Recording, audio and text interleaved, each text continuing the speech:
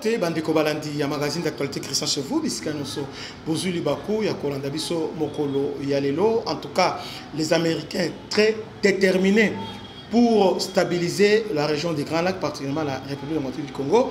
En tout cas, et là on se parle en Mikolo et pas tirer les années. Bitumba oyo ne Kabila loba ilobi que depuis kala balobi ça ba calma kaka mais c'est un bala oyo mokili mobimba lelo et ebike nous sommes agressés par les Rwandais. Oui, ils ont apparaître comme si faiblesse, mais néanmoins, les Cambou, oh, ils vont coucou et bimi. Et les autres bénéficient de la protection, il y a grande puissance. En l'occurrence, c'est pas américain. Alors, au monde français sont des pauvres et les autres. Bango pona bango bitube continuer, va continuer à piller. Les Américains disent non. Après Donald Trump, notre gouvernement c'est le tour maintenant des sénateurs américains. Bisika Oyo Kagame a financé, il y avait un financé Sénat américain à Katumbi.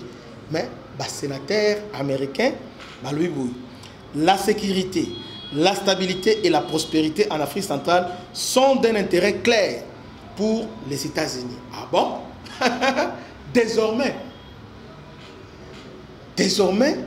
ils ont un intérêt capital parce que les Américains, ils vont investir dans le Congo coûte que coûte. On m'a dit Kabila. Pour les gens qui savent lire les signes des temps,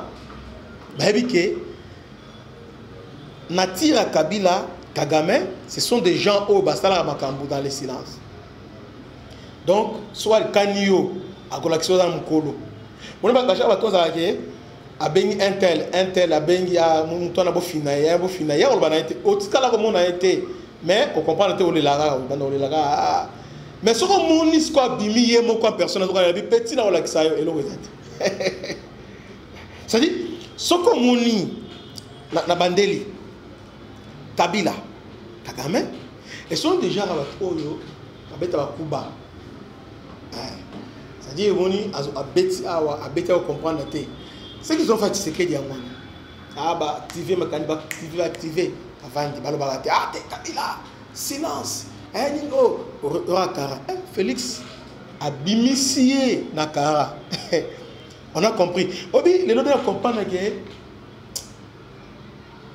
Bible a raison. Na ensemble sage, sauf pour vendre kimia, a bien sage pour bien sage. Et tu peux bon ah sage parce que va dans ensemble sage. Mais son salaire au fond le monde va comprendre à tout ça guerre. Les lots Kabila. On les préfère encore Nakara Nae parce que Azalaki on se met doute. Est-ce que Isaïe Temelelo quand il parle, vous sentez vraiment qu'il bébé. On ne sent pas la maternité, on ne sent pas. Donc c'est comme si un garçon de la rue quand il parle. Et aujourd'hui, Félix, oui, on a un rêve et béni. Oh oui, nous avons tombola, c'est vrai, nous avons raté. Mais néanmoins, et là, on a Congo à sauver le Congo dans le chaos. À sauver le Congo dans beaucoup, il y a des ennemis Kagame, Museveni et les autres. Parce que Kagame a dit sur le Bénin. Donc, la sous-région force sur le nez, Museveni et Kagame, de Kimi Kota. Vous voyez un peu ça. Alors, Kagame et Kabila, ils sont dans l'ombre. Mais tant que l'on bimi à lobby, Kabila bimi à lobby. Moi, je pensais à l'obagini. Des gens ont talent au salon beauté. Abimiga dans manipulation voilà grimace et l'eau ils a dit. Avec un agomate. Est-ce que l'on est salami et l'autre côté. Mon pépé. Assez le gaz. Mais beaucoup de monter le temps pour mon aïe na kini ah ba otikai. Ba ontriate pour na kimi ate. Soba ye ah ba no tambola tambola matia kiti. Avant de revenir à la mission de Christian chez vous, à l'équipe Boé, comment on dit? Mon père, alors, à côté de la Kofi, à côté de niveau, on a monnaie, donc, à zone paysage. Donc, c'est-à-dire, et là, on a bombé, on a donc, et Sili, à Télingal. Félix, bravo. On a déjà découvrir maintenant qui faisait quoi. Alors, les Américains, maintenant, dans la minute, on a dit, on a dit, normal. Avant le sénateur, lobby n'a landi Massad Boulos. Massad Boulos c'était Trump Yemoko. Na Cyril Ramaphosa, ba solo là. Alors bi na Afrique na bien monté je vais sauver des vies. Ah bon? Pourquoi il veut sauver des vies? Et puis, à l'objet, RDC, les Rwanda, papa, il veut sauver. Maintenant, quand on se qu'on a, sur la bangona, na Ramaphosa, il y a sur ma casse, obi Kagame, c'est un prêtre, à moins d'un lobby, si vous talibez pour la grandeur Ramaphosa, il sur la Trump, t'es Ramaphosa grand. Grand. Obi, avant d'habiter, bon, le Congo, on a qui est grand prêtre, j'ai Nathan Assira, c'est le côté. Habiter, moi je suis venu sauver la vie, mais là, j'ai quelqu'un de talancier qui a fait ce travail-là, à l'Ebousso, Boulos, Massad, PC là.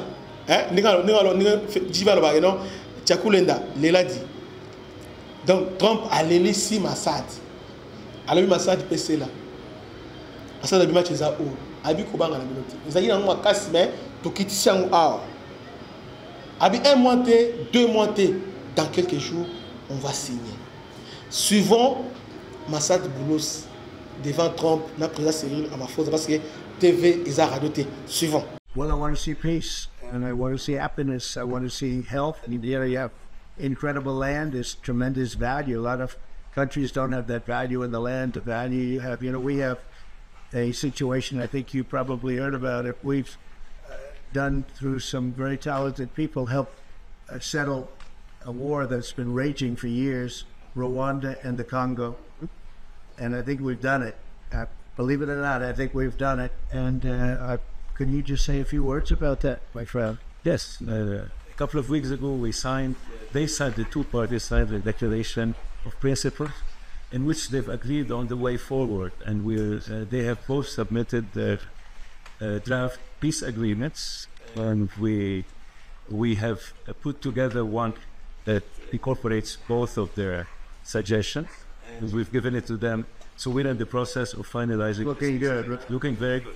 Bolandi, match est clair. Et puis, lobby, il y a des briefings, il y a porte-parole, il y a département d'État.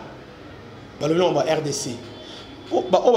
L'andagité n'a pas sabino manqué. Exactement, Oyo, Trump a lobby, il y a un lobby. Département d'État américain, lobby, il y a des briefings là-bas.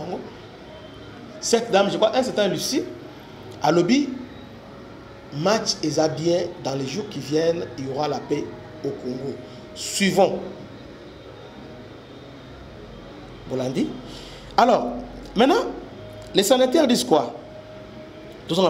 Les sénateurs américains, Jim Risch, Jean Chris Cohn, Ted Cruz, Colin, Ebele et John ont exprimé ce vendredi leur préoccupation face à l'escalade du conflit en révélant du Congo et au Rwanda. Dans une déclaration conjointe, les sénateurs ont dénoncé les violences perpétrées depuis janvier 2025 dans l'est de la RDC, impliquant les forces armées de la région, leurs milices supplétives, dont le M23 soutenu par le Rwanda, ainsi que les organisations terrorisme. Escalade du conflit a dramatiquement aggravé l'instabilité régionale, déplacé des centaines de milliers et de personnes et engendré de profondes souffrances, a-t-il souligné.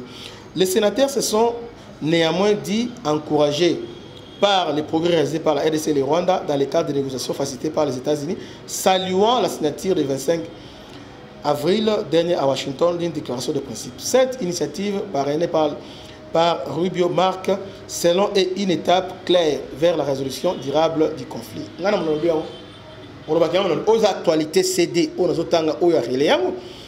ils ont appelé à un engagement renouvelé autour des négociations en insistant sur la nécessité d'inclure la société civile et de garantir un accès humanitaire net et sans entrave. Nous exhortons toutes les parties à continuer à négocier de bonne foi et dans le respect des déclarations de principe, en s'appuyant sur les efforts dirigés par les Africains. Papa Nangaï.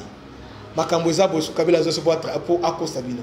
Kabila, Oyo, Ezanyo Kawaso Bomie Moutou Nurabu. Aza Elo côté, Père Ozala Elo côté.